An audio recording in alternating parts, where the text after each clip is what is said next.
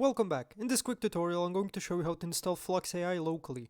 Let's dive right in. First head over to Black Forest Labs. We'll be using Stability Matrix as the multi-platform package manager. Download the right version for your OS, whether you're on Mac, Linux or Windows.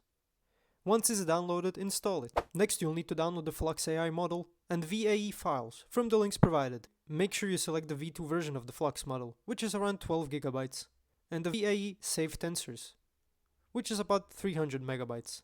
Once downloaded, unzip the Stability Matrix and install it.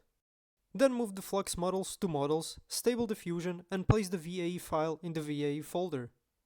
Now everything is set. Open Stability Matrix, click on Launch, and wait for the setup to complete. When it's ready, change the model to Flux V2 in the top left. Select the VAE, adjust your width and height, and start generating your images.